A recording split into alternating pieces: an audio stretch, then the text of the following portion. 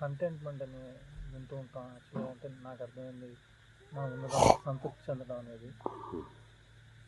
అది మనకు ఒకసారి ఏం చేయలేక కూడా మనం ఉన్నదాంతో సంతృప్తి చెందుతూ, అంటే చాయిస్లెస్గా అలా సంతృప్తి చెందుతూ, అది లేజినెస్గా కూడా అయ్యే అవకాశం, అంటే లేజినెస్ వల్ల మనం ఏం చేయలేకపోతున్నాం కనుక ఉన్నదాంతో సంతృప్తి చెందడం అంటారా? లేకపోతే అది సంతృప్తి చెందడం అంటే ఏంటి? కంటెంట్మెంట్ అంటే, రియల్ కంటెంట్మెంట్ అంటే ఎలాగా?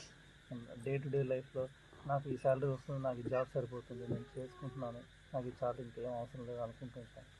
కానీ ఒక్కోసారి ఏమైనా కాల్స్ వచ్చినప్పుడు అరే మనకు కూడా ఉండుంటే వచ్చేదో అనిపిస్తుంది. మళ్ళీ వెంటనే ఎందుకు ఇవన్నీ ఊబిలో పడతాం అనవసరంగా, ఈ తరఫున కొంత ఎందుకు, మనకు ఉన్నది ఉంది కదా, బాబాయ్ ఇచ్చారు కదా అనే ఫీలింగ్ ఉంటుంది.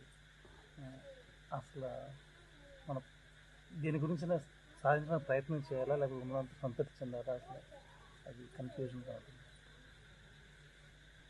కంటెంట్మెంట్ అనేది రెండు రకాలు.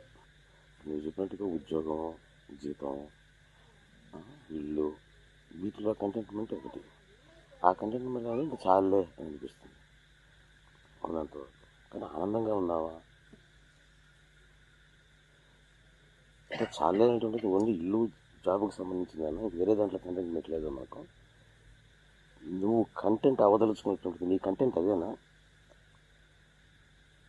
నీ కంటెంట్ ఏమిటో ఆ కంటెంట్ని పూర్తిగా అనుభవించడం contentment. It's asking what is contentment. First you should realise what is your content, and experiencing fully our own content is our contentment. Contentment doesn't mean that just simply having a good house, a good salary, and a life in the States, and having a good car. That is also something. అది కూడా కావాలి మనకు. కానీ అదొకటే కాదుగా.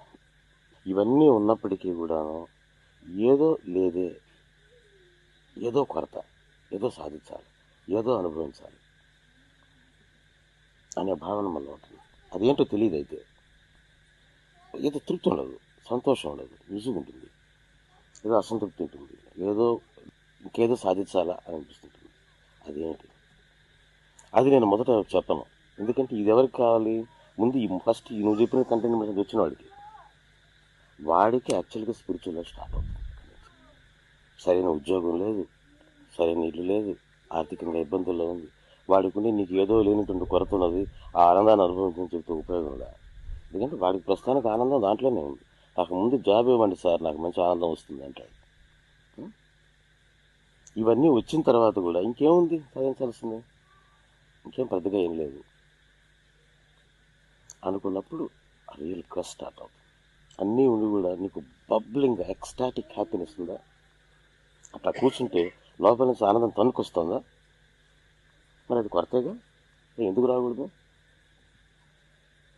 ఏదో సరిపోయిందిలే, జలపుడితే గీరుకున్నట్టు బాగానే ఉంటుంది. జలపుడితే గీరుకుంటే బాగుంటుంది కనుక జల కావాలి మనకు, గోల్డ్ కావాలి. కాబట్టి ఇంకా పెంచుకుందాం, వ్యాపారం చేద్దాం అని కొత్త సమస్యలు సృష్టించుకొని, ఏమయ్యా ఎట్లా ఉన్నావు, ఏం చేస్తారు అంత హ్యాపీగా ఉన్నాను, గ్రీన్ కార్డ్ చేస్తున్నాను, ఆ గ్రీన్ కార్డు ఇస్తే అదొక్కటే సార్ నాకు మరి, సరే గ్రీన్ కార్డ్ అయిపోయాను, సిటిజన్షిప్ సార్ నెక్స్ట్, ఏదో సమస్య సృష్టించుకోవాలి మనం. జెల్ ఉండాలి, గోల్డ్ ఉండాలి. అది కాదు, అలా ఏమి ఉన్నా ఏమి లేకపోయినా అలా కూర్చుంటే లోపల నుంచి తన్నుకొచ్చే ఆనందం, అది మన గమ్యం, అదే లక్ష్యం. ఒక గ్లాసులో నీళ్ళు పాలు పోస్తే ఆ కంటైనర్లో ఉండేటువంటి కంటెంట్ అట్లా పొల్లిపో, దట్ ఈస్ రియల్ కంటెంట్. అట్లా మనం ఆ రకమైన పాత్రలాగా తయారయ్యి దాంట్లో ఆనందం అనేటువంటి ద్రవాన్ని పోసి అది పైకి పెళ్ళుకు ఎప్పినప్పుడు ఆ పక్కన చిందుతాయే, ఆ చిందేటువంటి అనుభవం లాంటిది బాబా లాంటి కంటైనర్లో నుంచి మనకు దొరికేటువంటి ఆ బిందువులు ఆయన నిండిపోయి ఇంకా పొలికి ఊపింది అనమాట. అదే ఆయన మహిమ. మనం అలా తయారుగా